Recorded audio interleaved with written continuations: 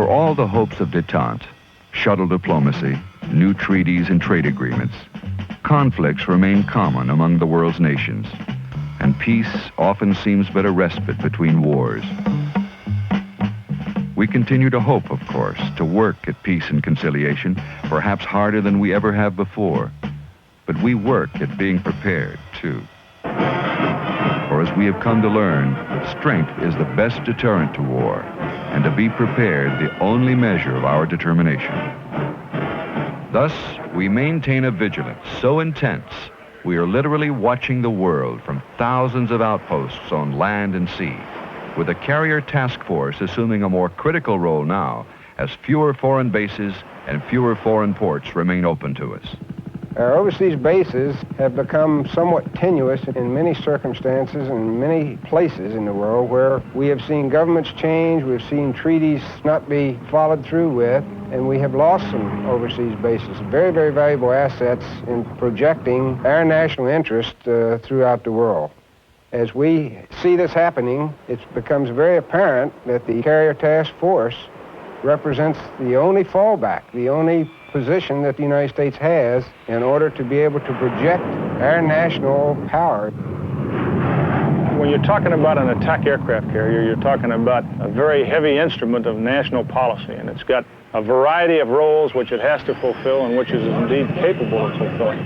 But it must be remembered that the primary mission of this carrier is to project United States foreign policy in an offensive role, should it be necessary, in the 6th Fleet, the 7th Fleet, or wherever it's called upon to do so. Once that carrier is launched, once he leaves on a deployment, the carrier becomes an integral floating base that is instantly responsive and capable of high-speed transit to anywhere in the world. To do the job required of the carrier today calls for a combination of different aircraft, different weapon systems within the air wing, a mix effective in a major war or a brush fire, capable of handling surface and subsurface threats, and with aircraft aboard for anti-submarine warfare. It's a self-contained strike force, a marvel of efficiency and flexibility. Power and pursuit packaged in 1,000 feet of rolling deck. For all its capabilities, however, the effectiveness of the carrier is dependent on a total team effort and an understanding among the squadrons that each crew member and each airplane has an integral part to play. A mutual support essential to getting the job done. And in the final analysis, putting bombs on the target is still the primary role of the attack carrier. There are 3 attack squadrons on this ship that are capable of doing just that, carrying that offensive role to the enemy wherever it might be. And of the 3, as I've said very clearly and unequivocally in my mind, the one that has the greatest capability, the most firepower, has the longest reach, is the A-6 squadron on the carrier.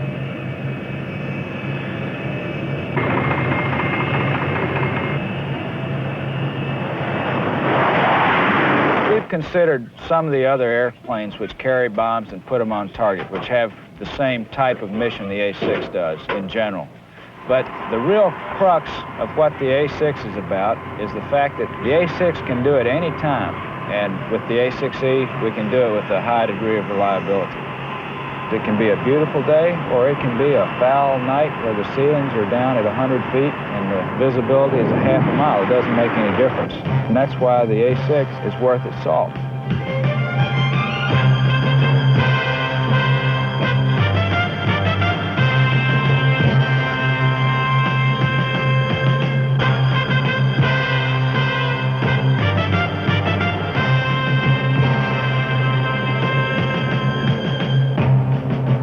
Since the German counteroffensive in the Battle of the Bulge during World War II and enemy success in Korea and Vietnam, bad weather and darkness have been key elements in greatly reducing the advantages of U.S. air power, allowing the enemy to move freely while U.S. planes sat on carrier decks and remote airfields waiting for the weather to clear.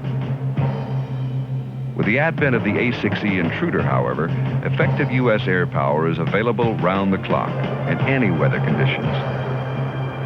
One of a kind in the defense inventory, it is the only aircraft capable of penetrating thick ground fog, heavy rains, or intense cloud cover to detect, identify and attack fixed or moving enemy targets. Electronically, the A-6E is a new airplane with the latest radar, inertial navigation, and computer system, key elements in its all-weather tracking capability. But the first Intruder, the A-6A, flew early in the 1960s and made its mark in Vietnam. Since then, the airplane has gone through an extensive product development program so that today it is a most versatile weapon system, capable of leading other aircraft into target areas and handling close air support, interdiction, and deep strike missions, with a bomb load second only to the B-52. And with a new CV concept, the A-6E is now being used as an ASW vehicle as well.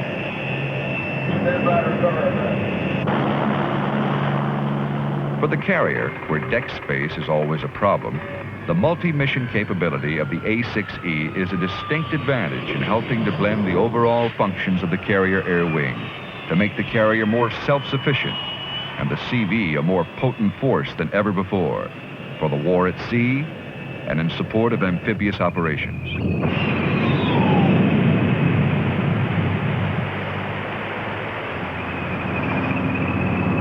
In coordinated assaults with the Marines, Air Force, and Army, Navy ships help put landing forces on the beach, while Joint Tactical Air Power provides essential air defense, reconnaissance, and close support. During the first 48 hours or so, air support is the responsibility of Air Force and Navy aircraft, as directed by the strike force, or in response to specific requests against specific targets. Once the beachhead is established, close air support is turned over to the Marines.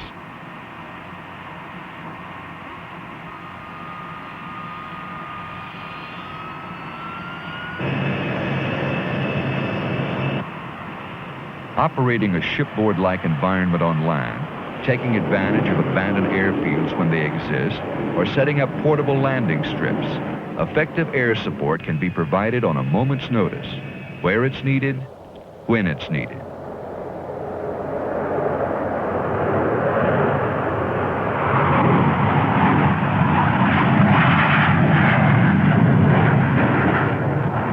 By keying a radar beacon on the ground with the computer system of the A-6E, close air support can be carried out with an accuracy in air-to-ground weapons that was previously unattainable with a non-radar significant target. To take full advantage of the system's capabilities, Marines have put pilots in the field as forward air controllers to direct beacon operations. Proceed inbound to the following grid, 9er36378. Advise whenever you copy target brief, over. Roger, we're proceeding 9er36378, and go ahead with your brief. Roger, Slang 17, RABFAC brief follows. One of the things that's impressed me most with the United States Marine Corps has been its air support, not so much the aircraft as their ability to get the aircraft onto the target. And the forward air controllers know their business. Tally Ho 17, looking good. And they know the air side and they know the ground side, and therefore the coordination is extremely good. And the response from the aircraft is good because they're talking to people of their own type. You put a pilot on the ground and you've got air eyes on the ground directing the aircraft. The RABFAC itself is kind of fantastic because it's pretty frustrating when you get out there. You've got the aircraft, you've got the enemy situation developing, but you haven't got the weather to get any kind of ordnance on the target. What this RABFAC will do for you, either at night when it's essentially IFR condition or in cloudy weather where you can't see the ground, you can load up a RABFAC and essentially it's just a transponder, and he can set it up, and with his radar in the A-6, the Grumman A-6, he can paint that beacon, you can give him the important information, and he can, from that beacon, get an offset bombing point, pick it up, and destroy the enemy without ever seeing them. We were getting aircraft with ordnance on the target not more than 33 minutes after the FAC had the original mission. And that's going all the way through, up to the DAS. The bird is coming over, making contact, being passed out to the forward air controller, running the strike, and the ordnance on the ground in 33 minutes. These guys will put them anywhere you want them. It's just a question of how close to you do you dare put it. The accuracy is just as accurate as the offset information is given to us. We've flown live beacon hops out of here on a hot pad with the E system, and our BDA is 90 over 100, and our hits are 10, 20 feet. We can get 6 bombs to go out on a practice target. With the average aviator and the average BM in the squadron, reliability and consistency of the system, we can almost guarantee a CEP of 0 on straight path attacks. Almost guarantee that 3 of those bombs are going to be bullseye. There's no guarantee that with the tightest D system in the world, that if you're wrapped up like that, dodging a SAM or AAA or something, when you're coming over a target, you're obviously in a real hot area, like over downtown or something like that, you're not going to be making more than 1 pass. So your CEP is going to be predicated in an actual combat environment by what actually is happening over the target. I mean, we don't bomb like old Second World War Gunslover Schlesselhagen or whatever those B-29s did. You know? Yeah, most of our runs were single passes. Single passes, depending on where you were. In Vietnam, we found that our best deal was to run in as low as possible. And someone told me when I got there you'd be running in at 700 feet. And I said, well, you're nuts. I'm not going to be at 700 feet. And the next thing, I found myself pushing 300 feet. And literally just popping up at the last minute, just high enough to get out of the last factor. And that's what we did. And of course, with the SA-6, it's going to be a little bit different because no matter what altitude you're at, the SAM's going to be able to get you. So we might move it up higher. I don't know. We don't know too much about the SA-6. We know we can defeat a MiG-17 by just outrunning the sun. We know that we can outmaneuver at 21 below 15,000 feet. No airplane is all things for all missions, of course. Performance varies with design parameters and the mission at hand. DC-3s outfitted with Gatling guns had their place in Vietnam, but there are better ways to do the job. And when one airplane like the A-6 is called upon to do several different missions, somebody has to back off and say, I can do with less of this, but I've got to have more of that, and be ready to pay for it. Anytime you talk performance in an aircraft, you're talking about compromises or trade-offs depending on what you're looking for in the airplane. An attack airplane is designed for long-range, heavy payload, as opposed to a fighter aircraft, which has got to have a high-speed capability and, in most cases, a better turning radius. It's fairly easy to make one that goes fast. It's difficult to make one that goes very fast and carries a large external payload. The designers of the A-6 made a compromise, but by making that compromise, we are able to carry a large weapons load. We can carry 15,000 pounds of external stores, and we can carry it pretty well to the fringes of the envelope. The A-6 is a very stable airplane, and as you learn in elementary aerodynamics, when you get that stability, you trade off some maneuverability. Yet the A-6 is very maneuverable. You've got heavy stick forces. You feel like you might be driving a Mack truck as compared to some more maneuverable airplanes, but it will maneuver, and it'll put bombs on target in any condition. It maintains its energy. You're doing 360 knots running in on a target for a pop-up attack. You can cob it and pull up, and you'll have 300 knots for the roll-in. You'll have that airspeed. You've got a 10,000 deck to 10,000 foot pop-up capability with about a 3 to 4 mile standoff. Easily, and still have good roll-in airspeed. I really don't think that there's anybody around that can take as much as we can, as far as we can, and stay as long as we can, and put it on the target with the accuracy that the A-6 can deliver the ordnance and get home with enough gas left to go to an alternate. Performance is only part of the story. The hottest airplane in the inventory isn't worth the hangar space it occupies if you can't rely on it consistently. And anytime you're dealing with a sophisticated weapon system, you're faced with problems of availability and maintainability. Readiness is what it's all about. Pilots never want to miss a sortie, and maintenance personnel pride themselves on quick turnarounds to meet demanding flight schedules. With the system reliability of the A-6E, aircraft can be turned around in 45 minutes. And intruder squadrons are making more sortie commitments with total weapon system capability. A built-in test system helps the crew determine status of the various A-6E weapon system components in a matter of minutes. A complete operational check can be accomplished in less than half an hour. Go, no-go in under 15 minutes. The crew knows exactly what they have to work with before they take off.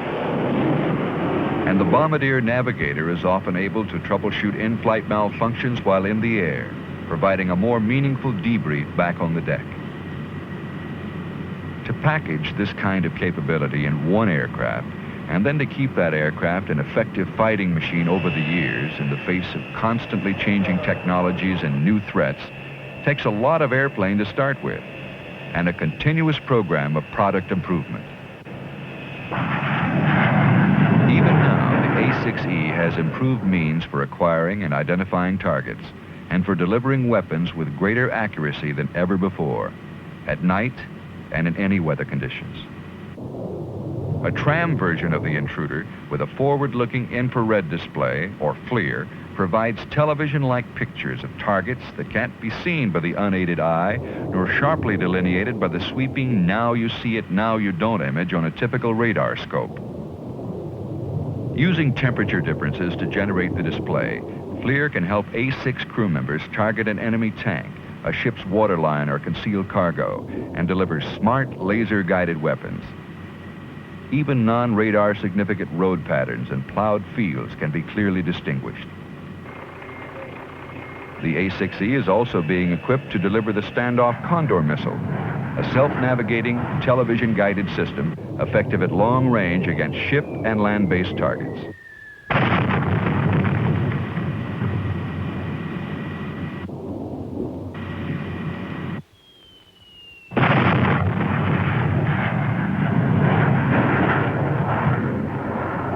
The unmatched versatility of the A-6E and its seemingly endless potential for assuming still greater capabilities is in keeping with the basic design considerations for the aircraft. A flexible weapon system, effective in a limited war or an all-out offensive.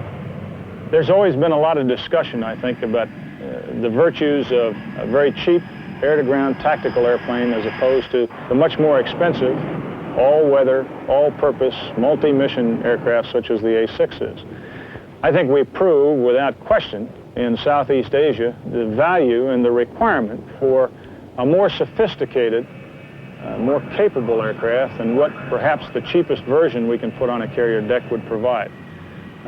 We proved it nightly from all the carriers in the 7th Fleet when A-6s were often the only tactical aircraft flying over North Vietnam, and that includes the Air Force as well.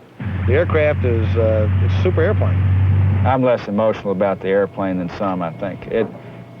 A machine is a machine, and that's, I don't ascribe a personality to it or anything like that. It's a machine, and if you understand the way it works, and it's going to break sometimes, and it's going to work well sometimes. If it's well designed, it'll work most of the time. The A-6E is such a machine for the all-weather mission. It can do anything. Daylight VFR to the most worst night in the world. You can still go out and hit a target. If there's anything we've got to keep in mind with the A-6E is the fact that we have an untapped resource here. We've got to eliminate the tunnel vision, especially in marine close air employment. We've got to eliminate tunnel vision and allow the development of new tactics, because the A-6E has a reliability that was virtually undreamed of 2 years ago, and a versatility that we haven't found anywhere near all the possible uses for it. And there's no doubt in my mind, regardless of the hostility that we were involved in, or whatever type of war it was, if it was within striking distance of the carrier, the A-6 would be carrying the war to the front at night and in all weather conditions.